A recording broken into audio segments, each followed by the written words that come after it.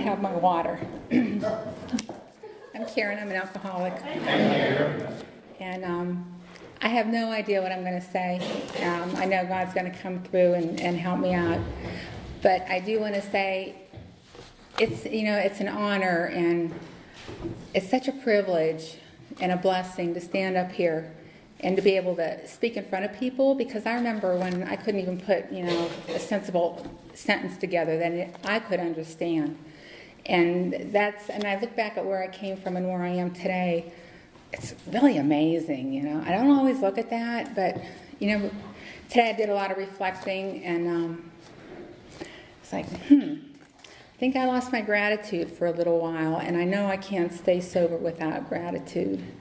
And I also know service. And I learned that here, service work. Like I said, I am an alcoholic. I think I was born that way, really. My sobriety date is February 28th of 97. Primary Purpose is my home group. I love the structure of this group. I crave structure. I'm self-destructive if I don't have it. And you guys keep me on track.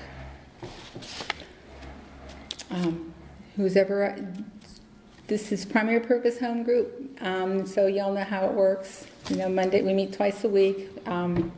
We have the newcomers meeting, big book study and a discussion, and then on Thursday we have this meeting. It's kind of funny because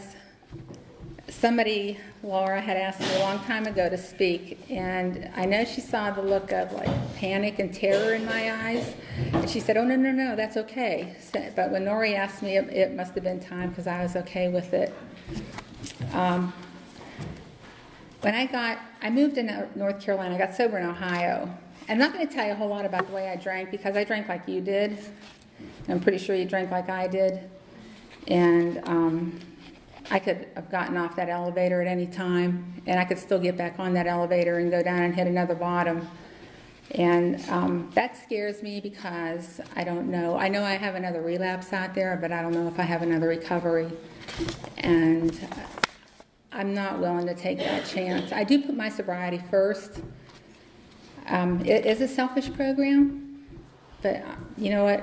I don't want to go back to where I came from. And I don't think it would be where I came from either. I think it would be way worse than when I got off that elevator. I want to talk a lot about recovery, because when I got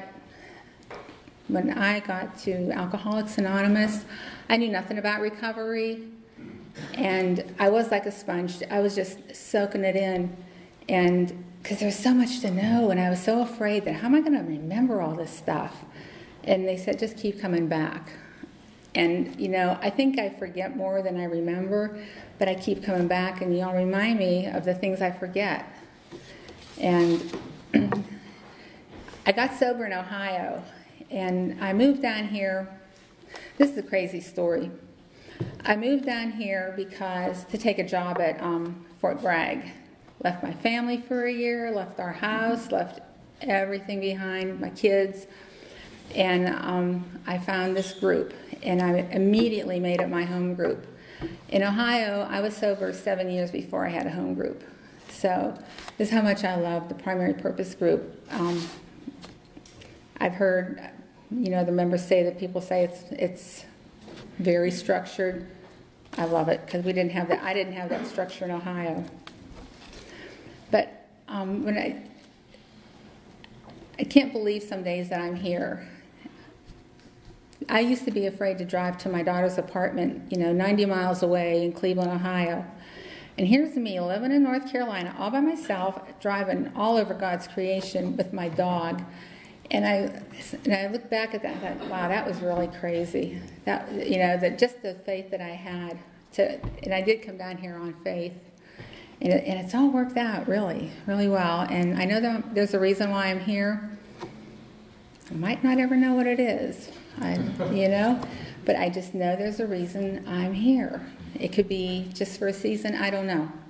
I don't know if I know God puts people in our lives, but am I here to help somebody, or is somebody going to help me here? I don't know. Maybe it works both ways, but it's working for me.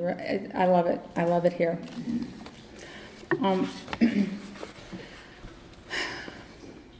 I drank like you did. I had blackouts. Actually women suffer the effects of alcoholism way quicker than men do. And at first it was really, really fun.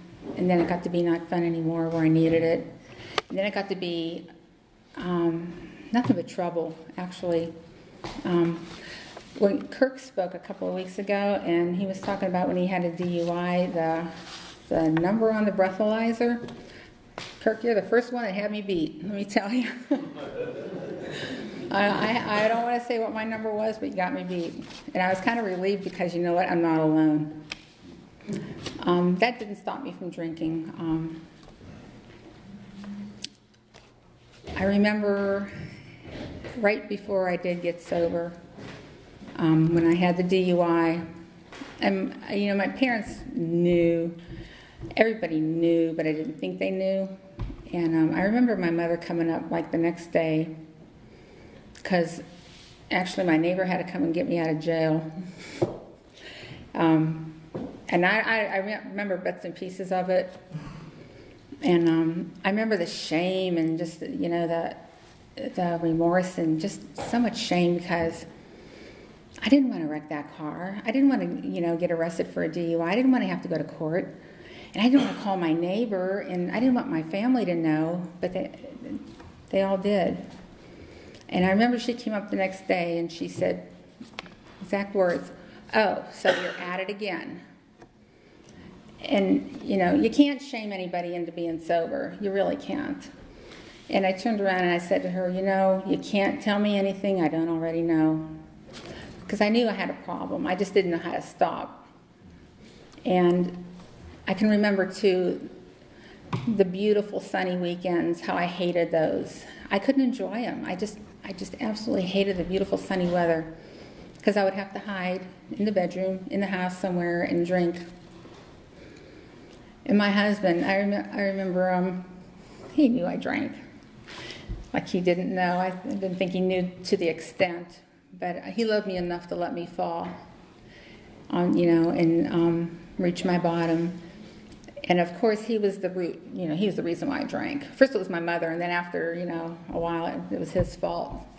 And I talked to him one day, and I said, and I was sitting there with a beer, which usually wasn't my choice of to drink. It was usually the vodka because you can't smell it, And I had a can of beer, and I said, "I think I have a problem." And I said, "Why don't you ever call me on it?" And what he said is, because it wouldn't do any good.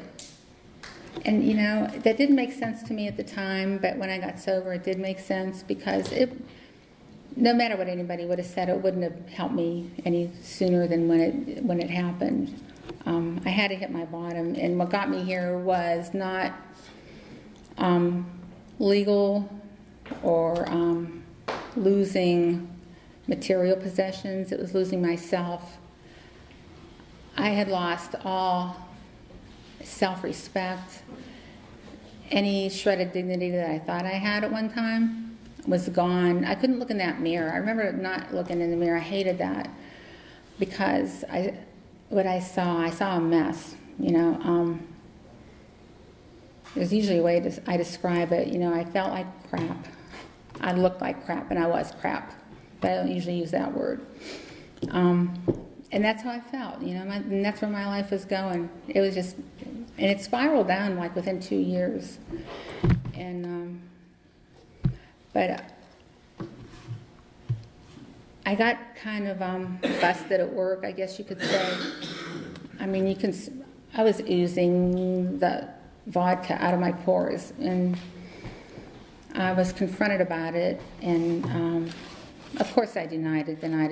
So what do? I switched jobs. Every time that happened, I'd switch jobs. And when anything got too close, I would switch it. I'd go get a new job. But one day they got me. The big director, she's like, "You're going for a blood alcohol level today." It's like, ooh. So on the way to the hospital to get the blood draw, Oh my God, I just told her how my husband, it was all his fault that I drank, and you drink too, and and here, I think she had some Al-Anon behind her because she told me that her ex-husband drank, and I was like, oh. So that was the end of that story. So I stayed in, I was hospitalized for that, I guess for withdrawal. And, the thing about that too is my insurance had changed, so I was under another network, and a doctor that never even met me. And I was so embarrassed, because he was giving orders over the phone of like B12 shots that hurt like hell. And when I finally met him, I thought, oh my, this guy doesn't even know me, and here I am. And some years later, we got to talking because he asked me about recovery, and he was asking me kind of like how it works. And it was really neat to be able to tell him that, because I guess, I don't know if I was his first person, but he got he got a little bit of education on that. And, the doctors don't always understand what we go through and what to do with us. Because he said, what he told me too was that they get like 1 day, half a day of training on that. Which, it takes a lifetime of training. It took me this long, But, and I was sober for about 3 weeks. On my own, did it on my own. I didn't want anybody to know. And I relapsed on NyQuil, cold medicine. And I get a drink. I have such a dry mouth, I'm telling you. I'm so nervous. It's honestly harmless. It's water. I only drink coffee and water nowadays. That's it. And I relapsed on the NyQuil, and I was off and running again. And what happened is that I wrecked that car, like I said, and I dabbled in AA, got back away from it.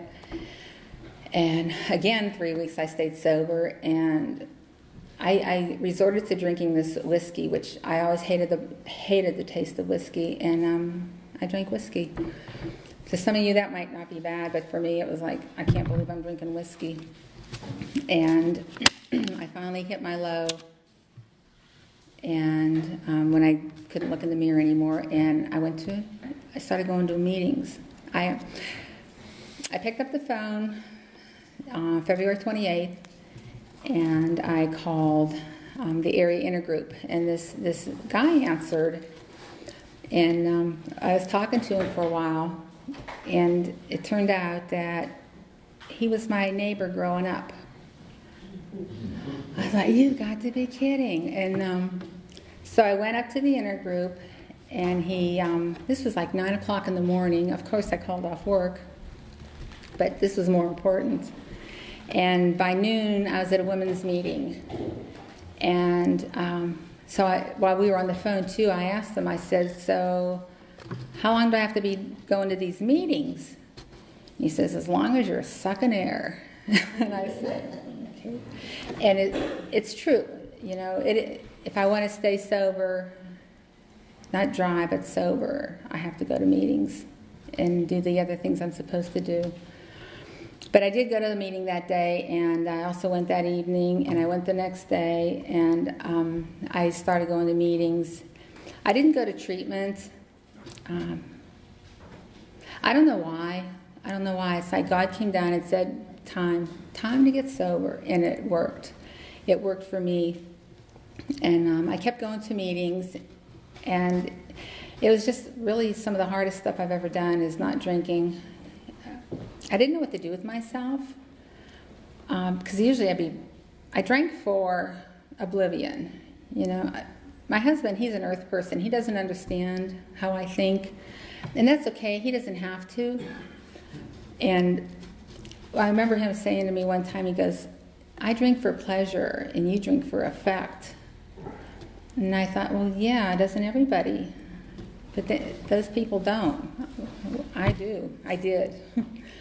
But I went to the meetings, and I kept going to the meetings, and I watched and watched and watched and listened, and then I got a sponsor. Her name was Ray Allen, and I had to call her for every single decision I made, everything, and just the craziest little things, because they kept saying, do the next right thing, and I was like, I don't know what the next right thing is. So I would call her and I said, Ray, I don't know what to do. And she goes, do the next right thing. And I said, well, what is it? And she would tell me what to do, and I usually did it, but not always, of course. And one day, you know, like I said, my husband was the reason I drank, you know. And we're still married today. Believe that? I call him St. Thomas because he put up with me for so long, and he still does. And one day she said, Karen, you need to go apologize. I about dropped that phone. And I said, what? She goes, you need to go tell him you're sorry. I was like, what? And she said, go apologize. And the best I could do, because he was in the basement, up north now. I know you don't have him down here. And I went down the steps, and he was doing something down there, and I said, I'm sorry. And I ran back up the steps. That was the best I could do. There was no sincerity behind it. I just did it because she told me to, because I knew if I didn't take direction, I wouldn't stay sober. And that's how bad I wanted to stay sober, and still do. So time goes by, and it got a little easier. And now I can say I'm sorry. It's no big deal. It really isn't. It doesn't have that effect on me anymore. But I wanted to tell you about more about my recovery and how I try to work a program, live a program. And believe me, I am far from working a perfect program or living a perfect program. Some days I fall really, really short, and some days are I just hang on, and other days are just glorious days. They really are. And the greatest thing is I'm not alone. You know, I can call any one of you, and you would know exactly what to say to me and get me out of that, because you understand me. And where else can you get that? Nowhere that I know of. Only in these rooms. And, you know, I remember, before I tell you about, I have these written down, and I'll explain that also. But I remember this lady, it was like when I used to go to that, my very first meeting was the women's meeting. I remember this lady saying, I'm grateful to be an alcoholic. And I thought, what in the world is she talking about? You know, how can you be grateful for that? And today I can say that, you know, I am grateful to be a recovering alcoholic, or recovered, whichever way you say it. I can always relapse, so I like to say that I'm recovering. But, you know, I'd be wandering aimlessly through life had I not had this program to guide me. It's like my roadmap, my recipe for life, because I didn't know how to live life, you know, until I got here. Everybody told me, here it is, right in the big book. Here's what you do. Here's how you live your life, and it's amazing what it can do. I remember I wanted to shout it from the rooftops, you know, when I first got sober, and I'm so glad I didn't. A lot of people don't understand. A lot of people, there's such a stigma to alcoholism, and if you're a woman and a mother, in my opinion, it's way worse. More of a stigma to it. So I'm very, very choosy to whom I say I'm an alcoholic. People at work don't know. Actually, I did, there's 2 people only at work that know, and I did that in order to help them out, to introduce them to the program. But admitting that I was an alcoholic, I knew I was an alcoholic, but accepting it meant something else. If I accepted it, that meant I had to do something about it. because I could just push it off and say, yeah, I'm an alcoholic, my life's crap and it's going nowhere and woe is me. But until I admitted it and totally believed it with every cell, I didn't have to do anything about it. Just keep on wallowing in it, because it feels really good to wallow sometimes. So I admitted I was an alcoholic, and my life was totally unmanageable. And I didn't know how bad it was. I really didn't care how bad it was. But that's acceptance. And acceptance is just the greatest definition I've ever read. And I wish I could say that I made it up. I would like to say something really profound up here, but, well, I don't know. Maybe towards the end I'll say something, I don't know, profound. But acceptance is just acknowledging the reality of a situation. I was like, I could do that. Because how do you accept something if you don't like it? It is what it is. That's all acceptance is. Doesn't mean you have to like it. So when I accepted the fact that I was an alcoholic and that my life was a mess, like I said, I got into these rooms, and I just do want to say that I don't ever want to take any credit for getting here, because God brought me here to the rooms. Because I just know I couldn't have gotten here by myself. There's no way. There's no way. The moment of clarity I had is when I picked up the phone that February 28th of 97 and called the inner group. That was a moment of clarity, and that got me started. And I accepted direction, which he told me, go to the women's meeting, and he gave me the directions there. And so I was able to accept direction. And there's a lot of things in my life that I've had to accept, and I'm sure a lot of you have heard me talk about my youngest. He's terribly unhappy here. He's 21, and he's moving back to Ohio, which, you know what? Nobody could tell me what to do when I was that age, or even older. So, I don't know his path. So I've just got to let him be. So it is what it is. I don't like it, but, it's his life, and I just don't know what his path is. Maybe this is what he needs to, I don't know. So, I like give him to God every morning, because, my life, I didn't do such a great job on my life. So what makes me think I could do a better one on his? I don't know. I think that's called ego. The second step, the principles. I have a coin, and I couldn't find it, so I had to put them on paper. I would have had to do that anyway, because I can't see that teeny little print. So the principles, the second principle in the word behind that is hope. And, I had no hope. I had no hope when I got here. None. I have to get these in order now. Homicidal and suicidal. Because I was told you can't reverse them. Oh, you guys are tough. I truly wanted to end it. I really did. Where we used to live, before I got sober, there was some couple of acres of woods. And thank God we didn't have guns, because I just thought, well, I'll go get a couple of fifths of vodka and just take a gun and end it all. Because that's how I had no hope. I didn't know, what do you do? This is a bottom, and it's just going to get worse. And if we had guns, if I got drunk enough, I probably could have done it. I don't know. But that was my plan. My husband was going to be first, because he was the cause of everything. I hope he never hears this. But when I got here, when I got into the rooms, I seen all these people and laughing and smiling, and their white coffee cups, and I was like, are they really alcoholics? Really? And they were. And I thought, wow, So they kept me coming back, because I thought, well, yeah, I could do that too.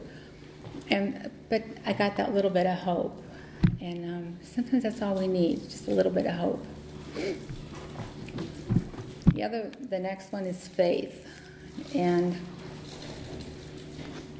I have a faith today. And let me tell you, it was tested this morning. My morning, it was like, I don't even want to tell you because it's a whole different story, but I was just like beside myself this morning, and I thought, okay, and I have to speak tonight. This is where my mind was going. I have to be all calm, and, I can't do this if I'm roused, all ruffled up, and I was like, okay, Karen, get a grip.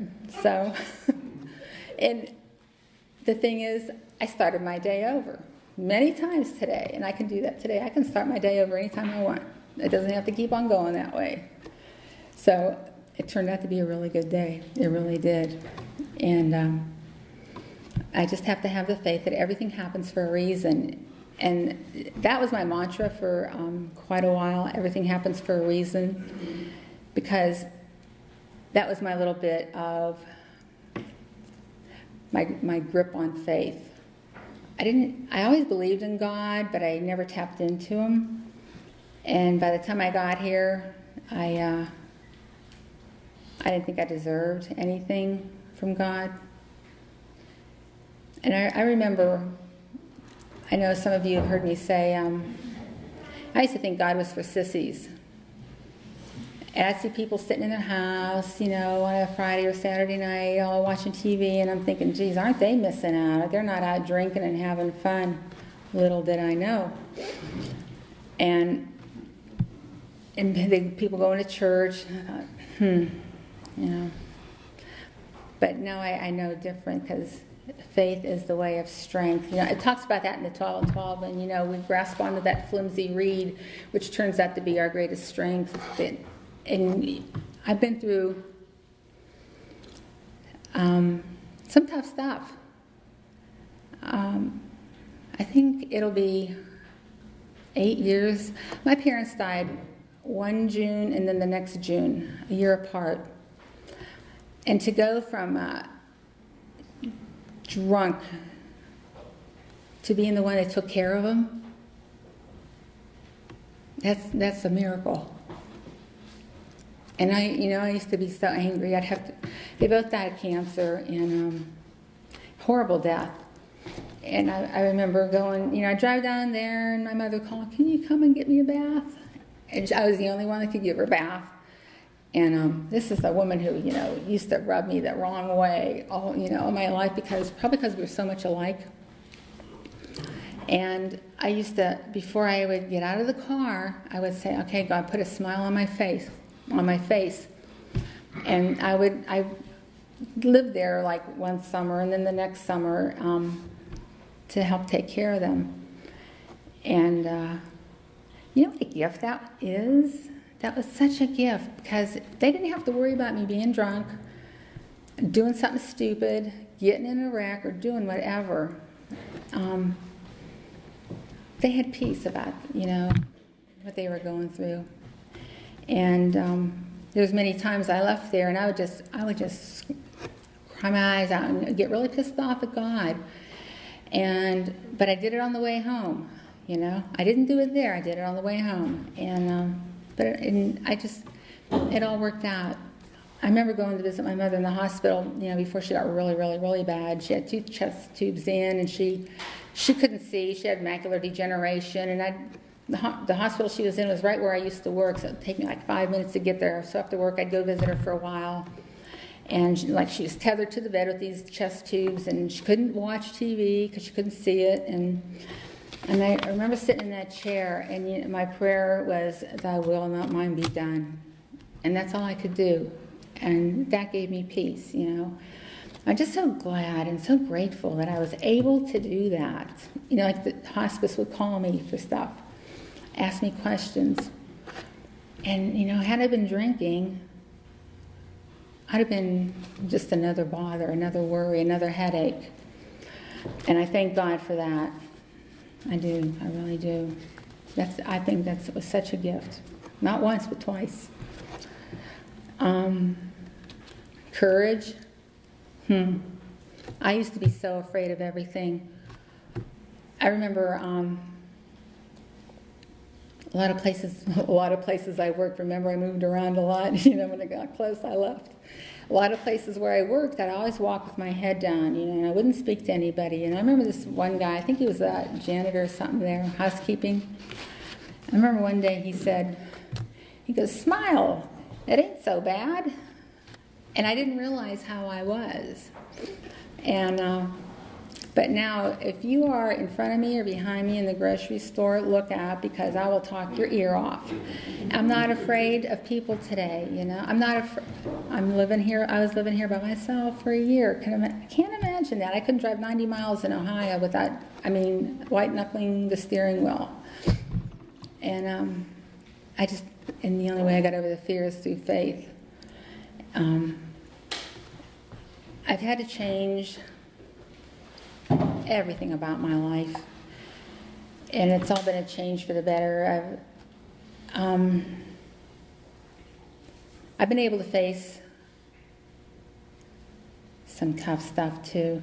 A lot of you know I have a couple of, they're not boys, they're men now. A couple of men, they're my children, that I don't know if they're in the program or around the program, but they are prime candidates.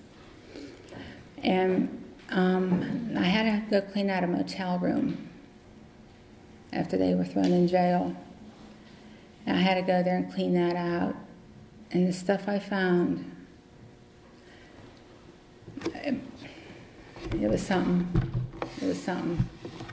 And thank God, you know, I was able to do that. I was able to do that. I went by myself. And I did call my husband, and he came later on, you know, I don't know, companionship, to support me, whatever, but it was something that I had to do. And I did it sober, and you know what? I stayed sober after I did it, too. I didn't have to drink over that. And I wouldn't be able to do that if I wasn't sober. I had a faith. Honesty. That's a tough one, too. It's not, I can be honest with you. I can say, hey, I like your hair, I like your shoes. I don't like your shoes. That's not what they're talking about. Honesty is like being honest enough to look at myself, you know, with an objective eye. Honesty is admitting that, man, I can't do this, or, you know, ooh, I have to do this to stay sober. Be willing to look at my faults and take criticism. I can do that today. I can take criticism. I can hold on to it and think about it and look at it and say, yeah, you know what, maybe you're right. Not that long ago, it would have been on. I would have, oh no, don't you dare. That's how it would have been. Criticize me? I have my inventory taken quite often, you know, not by me. Not by me. And that's okay today, because you know what? Maybe my attention needs called to that. People see things in me that I can't see. And like I said, I'll look at it. And if I'm not sure, I'll call one of you. And you check my thinking, will you please? Because I know it's not always right. And many times it's not right.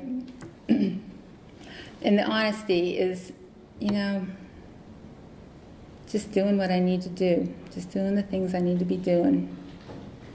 And telling you, I need help with this. There was a time I couldn't do that. That I don't have all the answers. I don't know all the things I need to know in life. I don't. There was a time when I thought I had to give the answer. Like my kids would ask me questions, and I'd go through this long scientific explanation. Why is the sky blue? Who cares? It's blue because God made it blue. Well, how easy would that have been, you know? Or just to say I don't know.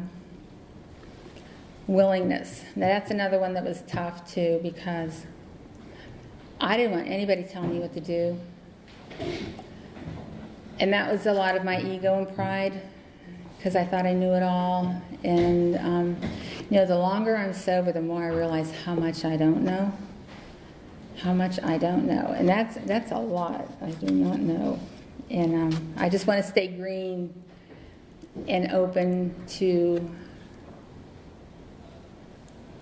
suggestions, recommendations, and things I hear, and be willing. All right, there's some amends I need to make yet, and I said by June, and June's right around the corner, so I've got to get on that one too. So I am willing to make the 2 amends that I need to make. Yeah. Only took me how many years, but it's okay, you know. At least I'm willing to do it today. Before I wouldn't even look at it. I thought, you know, when pigs fly, I'll do that. Humility. I've heard a lot of different definitions of humility, and it's just knowing who I am in God. And it's okay to say, you know what, I don't know that. I might never know that. I can't accomplish that. That's okay today. And it's okay to not be, you know, ruler of the universe anymore, because I used to think I was, that I had to hold it all together. I was a few years sober when it finally occurred to me that, you know what, if I were to die, life would go on for everybody else that was left behind. And that was a real shocker, you know.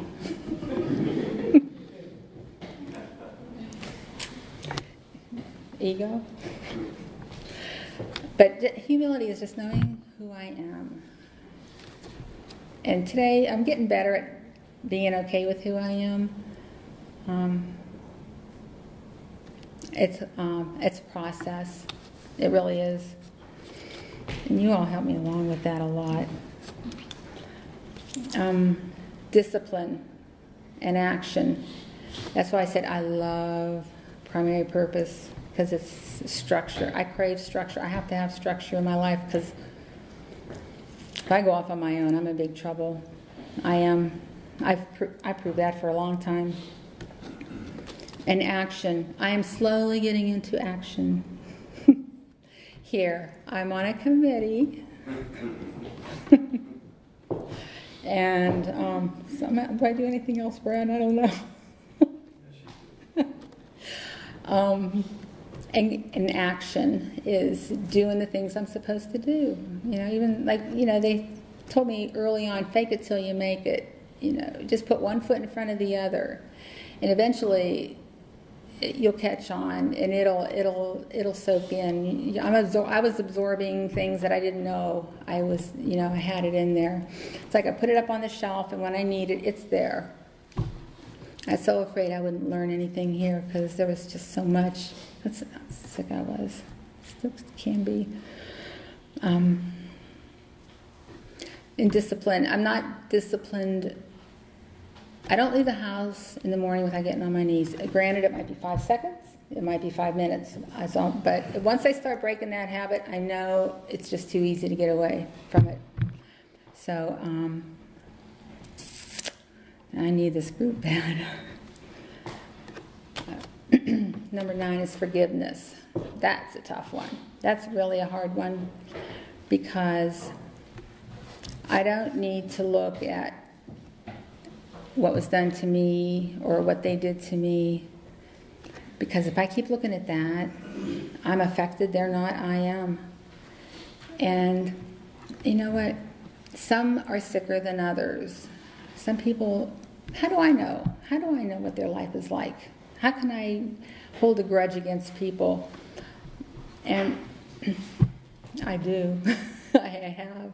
My mother used to tell me that when I was a little kid, you know, oh, you're so bullheaded. You hold a grudge against people forever. And she was right. But today I don't. That's why I still have to make those 2 amends today. And that's okay, because, you know, thank God I'm willing to do that today. And what comes of it, I don't know. I just have to clean my side. I'm only responsible for me, my actions. I'm not responsible for anybody else's actions. And whether or not they accept an amends, it doesn't matter. What matters is that I do it. Perseverance. this is the 10th principle. Just keep on doing what I'm doing in sobriety. Because if I don't, I know like I have to constantly be pedaling forward, because once I start coasting, I can coast backwards, and it happens so quick. It just happens so quick. My thinking can resort to such sick alcoholic thinking like that, and I don't even know it. You know, I need that pointed out to me, friends. I need that pointed out to me. So I just have to keep doing what I'm supposed to be doing. You know, I'd rather be at the dentist getting my teeth drilled than standing up here, truly. But I know I need to do this. And you know what? The greatest thing about this tonight, I was thinking I don't know, I thought about it all day. You know, yeah, Nori, I was practicing. And I thought, oh, such an alcoholic. But I just got to do what I'm supposed to do, and being here tonight got me out of myself. It really did. You know, I did pray that, you know, God would give me the words to maybe help somebody else. Maybe they could hear something they needed to hear. And I don't, like I said, I don't work my program perfectly. I don't live it perfectly. I fall short a lot, but not like I used to. Not as bad, not as much. Spirituality. You know, where I work, you know, I work with the soldiers and the wounded ones. And one of the things, I have to help them set goals in the different domains, which is like their family, their plans for their life, for their family, and emotional and career. And one of the domains is spirituality. And it never fails. I'd say probably 80% of them say, well, I'm not religious. And I say, you don't have to be religious. It's not about religion. Spirituality is what connects you to peace, is the way I explain it to them. And Nolene, you gave me a little shovel last year, and it's hanging in my cubicle. I don't have an office, I have a cubicle. And I always point to it and I say, you see that shovel? I says, that's my meditation and relaxation. I says, give me a shovel and some dirt, and I am happy. That is my spirituality, being outside, looking at the stars, you know, just being out in nature. And that's the only thing that quiets down my mind enough to let it rest for a little while. That's spirituality for me. And it could be golfing, fishing, playing guitar, whatever connects you to peace. And it's really been cultivated, should I say, since I came into the room, since I've gotten here. And, you know, it didn't just shower in on me. I had to work at that, and I had to have the faith to develop that spirituality. And I'm sure many of you heard it, and for anyone who hasn't, you know, the difference between spirituality and religion is people who are afraid to go to hell, and spirituality is for people that have already been there. And it's true. It is. It really is. And I think we've all been there. Service and gratitude. Like I said in the beginning here, I had, you know, I lose my gratitude. I forget about that. I take for granted I'm sober. I take for granted. I had to give myself a talk the other day. I was like, what are you worried about? You got a roof over your head, you got a job you love, you got a husband, you got a family, they're all healthy. What? What do I have to be not grateful for? I'm taking it for granted. As long as I remember gratitude and I'm grateful, I can't have a negative thought. They can't exist together. And gratitude isn't just in November, please. It's just not in November. You know, people have the gratitude meetings, and that's a good reminder. But don't just make it November. You know, it's all the time. When I'm driving to work, I have quite a drive to work, and you know what? That's okay because it's a peaceful drive, and it's all through back roads, and I just look at the stars or the sun coming up, and I'm like, thank you, God, for this beautiful morning, you know. And there's people that can't see that beautiful morning. So, and I can enjoy those days today. I didn't used to. I remember that. And I don't want to go back there, you know. I don't want to go back there. And service, I'm trying to get active in my home group, and little by little, I'm doing it. And I just want to say this. This isn't mine. It's not original. Nothing I said is original. It's been all taught to me. But I hope I don't get all teary when I say this, and I always do, so I will. This is how it works. Yeah, there's an alcoholic, active alcoholic, stuck in a hole, and he's way down deep, and people are walking past, and he's saying, "Help me, help me, help me! I can't get out of this hole." People just walking past. When finally a priest walks past, and he stops, and he looks down, and the alcoholic says, "Help me get out of this hole." And the priest said, "Well, you know what? You just need to go to church every Sunday." And he walks away. And the alcoholic's still down in the hole, and he's crying for help. "Help me, help me." And everybody's just walking by, looking in. They don't care. And finally a doctor walked by, and he stopped. And the alcoholic said, "Help me, help me, help me get out of this hole." And the doctor said, "You know what? Let me write you a prescription. Try this and then let me know how it works." So the alcoholic is still stuck in the hole, and he's down there crying, "Help me, help me." And a recovering alcoholic walks by, and he looks down, and the alcoholic says, "Help me get out of this hole, help me." And the recovering alcoholic jumps down in the hole, and the active alcoholic says, "What's the matter with you? What the hell are you doing? Why'd you jump in the hole?" He goes, "I know the way out. Thanks for letting me be here."